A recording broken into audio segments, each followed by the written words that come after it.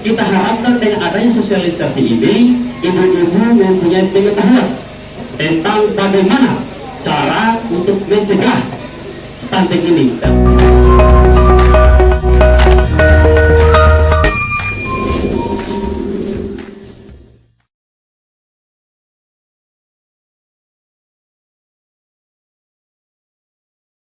Dan penanggulangan stunting ini memang butuh kerjasama kita, mulai dari ibu-ibu, masyarakat, pemerintah juga. Karena pemerintah sudah menganggarkan, jadi kita semua harus bersama-sama untuk menanggulangi masalah stunting ini. Saya harap kepada ibu-ibu peserta stunting, ikutilah apa yang disampaikan oleh pemateri. Kalau tidak dimengerti, tolong tanyakan. Kita buka dengan membaca Bismillahirrahmanirrahim. Acara yang selanjutnya yaitu pembacaan doa kepada saudara yang telah kami percayakan. Kami persilakan waktu dan tempat dan persilakan semua. Terima kasih. Assalamualaikum warahmatullahi wabarakatuh. Marilah sejenak kita bersama-sama menundukkan kepala, bermunajat kepada Tuhan agar kegiatan hari ini diberkahi dan bisa berjalan dengan lancar. Bismillahirrahmanirrahim. Allahumma inna nas'aluka salamatan fid dunya wa dunya wal akhirah wa afiyatan fil jasadi wa ziyadatan fil ilmi wa barakatan fil rizqi wa taubatan qabla mauti wa rahmatan indal mauti wa maghfiratan ba'dal mauti wa najatan minan nari wal afwa indal hisab bi rahmatika ya arhamar rahimin. Alhamdulillahirabbil alamin. Wassalamualaikum warahmatullahi wabarakatuh. Waalaikumsalam warahmatullahi wabarakatuh. Acara yang selanjutnya ini istirahat.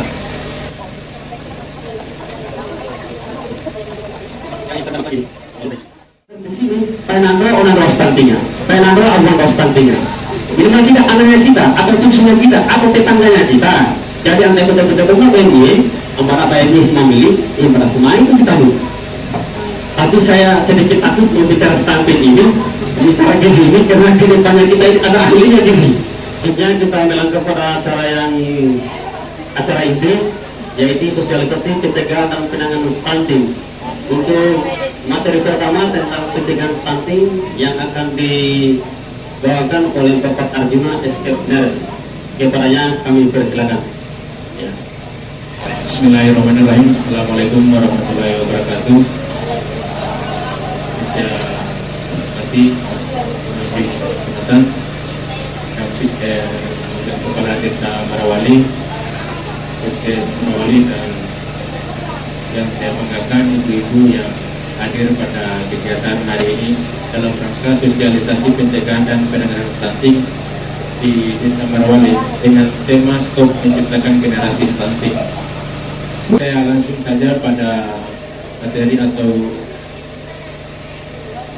terlebih dahulu saya mau tanya pesertanya dulu ini. Pesertanya yang dari kader posyandu hadir semua. Ada semua kader posyandunya.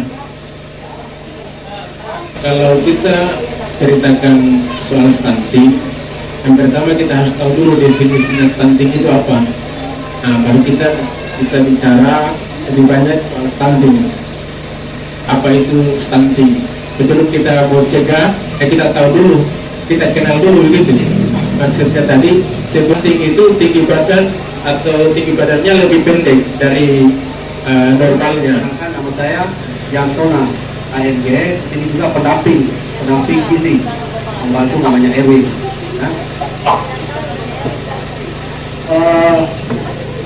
Kita lanjut saja.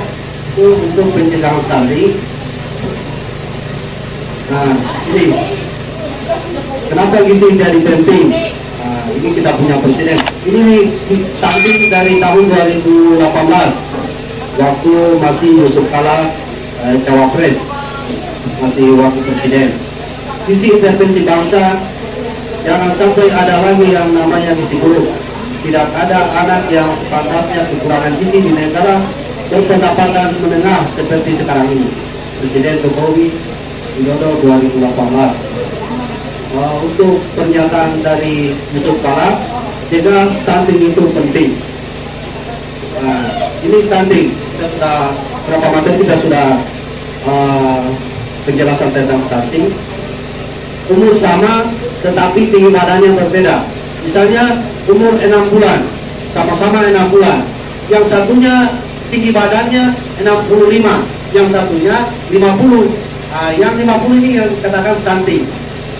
Dia lebih pendek dari seukurannya. Jadi kalau misalnya ada anak-anaknya kita yang umurnya sama, sudah SD, tapi perbedaan bulannya tidak terlalu jauh. Yang penting umurnya sama, tetapi dia lebih tinggi.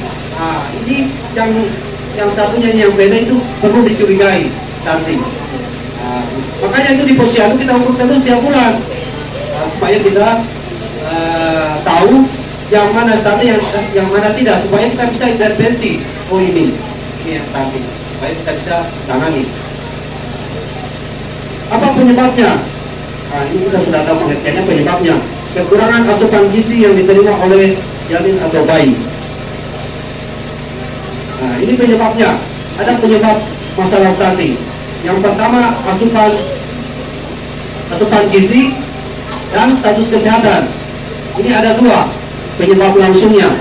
Ini ada dua penyebab langsung. Kalau misalnya dia gizi kurang, maka otomatis asupannya gizinya kurang di sini. Atau ada juga yang bagus asupan gizinya, tetapi dia sering sakit, diare. Jadi dia akan berpengaruh juga. Dia langsung kena dia. Misalnya dia diare, dia otomatis langsung kurus. Kalau tidak ditangani dengan baik. Makanya kalau diare langsung dibawa di puskesmas. Jangan tunggu-tunggu, karena diare ini cepat sekali. Dia tidak mau makan, baru timbangannya langsung dia turun. Makanya di posyandu itu kalau sudah kita checking, kenapa sampai 1 kilo turunnya, kita tahu diare, kita turun ke puskesmas supaya penanganannya cepat. Kalau diare ini cepat bisa menyebabkan kematian juga. Nah ini penyebab langsungnya ada dua. Tidak boleh juga ini hanya sendiri.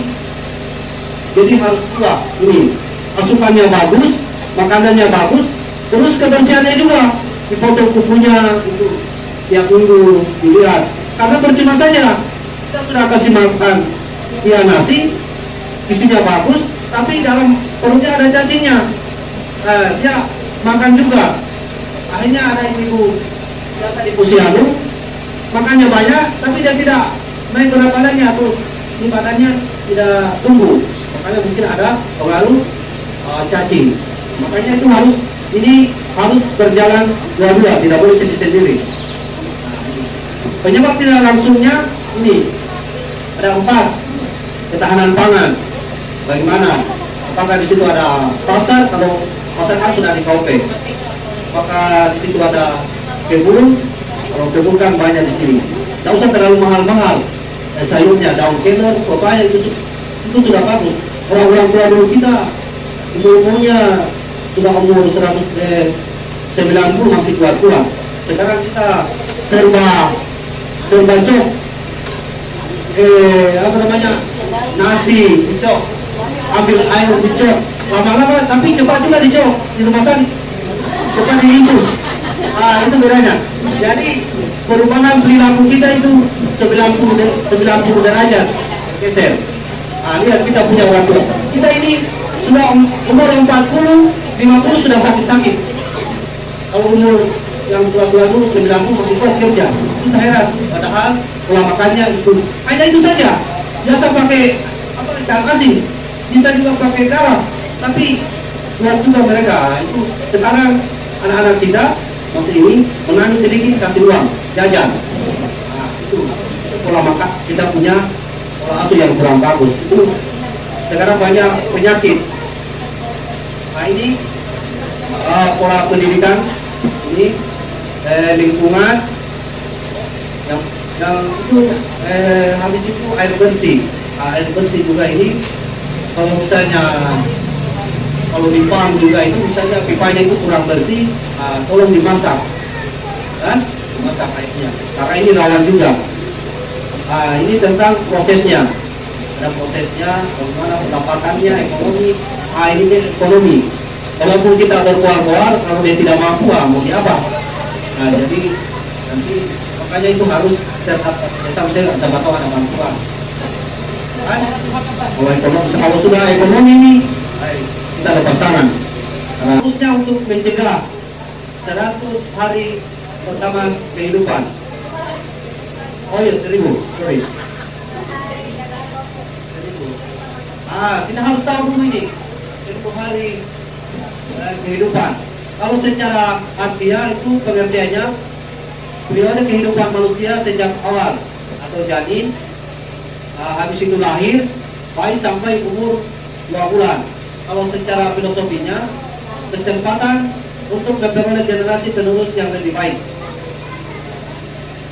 1000 HPK bukan untuk kita, maksudnya bukan hanya untuk puskesmas, tapi semua petugas kesehatan, aparat pemerintah, lintas sektor, LSM, tetapi kita harus berperan juga. Nah, jadi semua kader, semua kita bahas di stunting ini. Di sini, kenapa kita ambil hanya 2 tahun? Karena yang dikatakan tadi periode emas. Di sini kita fokus. Percuma juga kita fokus di sini, tetapi yang datang di posyandu periksa ibu hamil hanya sedikit. Datang periksa sudah 8 bulan, sudah 7 bulan, bahkan tidak sama sekali. Langsung datang melahirkan. Hamilnya kek. Otomatis banyak kejadian bayinya rendah. Pasti itu. Kalau sudah bayinya rendah, tapi tidak diantisipasi, akan jadi gizi kurang nih, gizi buruk. Jadi kalau sudah gizi kurang, bukan hanya berapa juta, 1 M penanganannya. Ini yang kita kasih itu hanya stimulus saja, supaya ibu-ibunya ya rajin kasih makan anaknya. Hanya contoh saja. Positifnya, ini anak sehat, cerdas, tumbuh dan kembang optimal, maka akan menghasilkan sumber daya manusia yang berkualitas. Kalau misalnya tidak bagus, ini yang kita dapat BBNR, baik lahir rendah. Habis itu akan menjadi stunting. IQ, kecerdasannya. Ada itu anak-anak ini sudah saya pengalaman, ada saya punya adik, karena kita 10 orang. Ada yang satu rapat sekali, kita punya adik, yang satunya belum terlalu besar, sudah lahir adiknya. Itu terlalu rapat juga, memang sulit juga. Akhirnya yang satu tidak diurus nih, hanya dia gizi buruk. Sampai sekarang saya punya adik itu, kalau di SMP itu tidak kasih sekolah, dia langsung pusing, tidak mampu. Ya, sudah memang begitu, kita sudah alami memang. Dan memang sudah miskin, banyak pula anaknya. Orang tua juga begitu. Akhirnya tidak mau tuntut juga, sudah dilahirkan. Jadi kita jalan saja. Jadi memang kita tidak. Jadi untuk menangani tadi gizi kronis yang ini kita penuhi, yang mikro dan makro. Apa yang mikro itu dan makro? Yang itu yang kita makan nasi, protein, lemak, mineral, protein, dan yang lain sebagainya seperti penambah darah, zinc, besi, itu semua di sini mikro dan makro. Jadi ada anak ibu-ibu juga yang kasih makan anaknya hanya nasi dengan ikan. Itu tidak bagus juga karena setiap makanan itu beda-beda kandungannya. Kalau nasi ya kandungannya karbohidrat. Kalau protein ya ikan. Kalau mineral dengan vitamin itu sayur dengan buah. Jadi harus ada buahnya, tidak usah terlalu apel, anggur, tidak usah. Pepaya, pisang itu banyak juga bagus itu. Apakah kosong juga apakah? Nah, itu juga, tapi jangan terlalu banyak. Penting buah-buah, yang penting buah ambil saja, makan saja. 1000 hari pertama kehidupan. Pertama, ibu hamil sehat dengan status gizi baik. Dimulai sejak remaja, sudah sampaikan tadi. Prosesi pranikah sudah tadi. Pemeriksaan kehamilan dan PNT bila perlu. Di sini misalnya yang kek saja. Kalau yang sudah bagus kita tidak kasih. Yang kedua, bayi baru lahir diberikan kesempatan IMD. IMD ini inisiasi menyusul bini. Nah, jangan tadi saya sampaikan belum 6 bulan sudah dikasih makan, ya kasih saja. Nah, ini untuk mudah menyusul berikutnya. Kalau dia sudah anak pertama sudah menyusui, nah, yang kedua sudah bagus nih. Tapi kalau sudah dibantu dengan susu, ini juga ibu-ibu sudah dikasih ASI juga, tapi diganti juga dengan susu. Biasanya itu ibu-ibu yang wanita karir ini biasanya, nah, kan? Tapi kan bisa ada cara lain. Misalnya kalau misalnya pergi mengajar kan bisa dipompa, bisa disimpan di kulkas, termos, bisa, kan? Termos, saya ada termos, apa itu termos ikan kan? Nah, simpan es batu, harus disimpan di situ. Nanti kalau misalnya mau disusui kan, nah, kasihkan air mana? Kan? Jangan dingin dikasih. Nah, itu semuanya bisa ada caranya. Tinggal ibu-ibu jangan ke posyandu. Nah, itu pengawatannya kita. Nah, yang ini yang saya katakan tadi imunisasi alamiah, yang itu prostor tadi. Lalu bagusnya ini ASI, dia anak-anak tahan pukul, tahan penyakit. Kalau kita kasih ASI khusus, karena saya sudah pengalaman juga. Ini pengalaman. Ada saya punya anak, saya hanya sudah karena satunya pakai ASI sampai 2 tahun kan, 2 tahun kan, ini yang satunya pakai susu. Yang satunya kalau yang ASI, kalau dia sakit dia tetap makan, dia tetap bermain. Tapi kalau sudah susu, loyo dia langsung tidur. Dan punya ya drop ya. Nah, itu keunggulannya kalau ASI dengan suboto.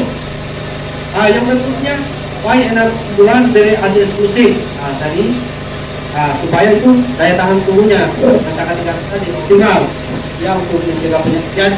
Ya kena juga, tapi kalau misalnya belum dia masih lari-lari, tidak terlalu drop ya, tidak terlalu dulu. Beda dengan yang kotor pakai susu. Nah, yang keempat bayi dengan bayi dan anak 6 sampai 2 bulan. Nah, diberi ini 6 bulan tadi pendamping ASI 6 bulan sampai 2 tahun. Dikasih bertahap. Yang halus, yang sari, habis itu yang halus, yang agak kasar, lalu makanan cuma kasar. Ini sudah makanan sehari-hari kita, bisa nggak tahu. Nah, ini 1000 hari kehidupan. Yang kita putusnya ini lingkaran merah. Ini, karena di sini rawan. Kalau yang sudah di sini, ini sudah, kalau sudah bagus di sini, maka di sini sudah bagus. Sampai lansia, dewasa. Kalau sudah tidak bagus di sini, yang lainnya di sini akan terhambat juga.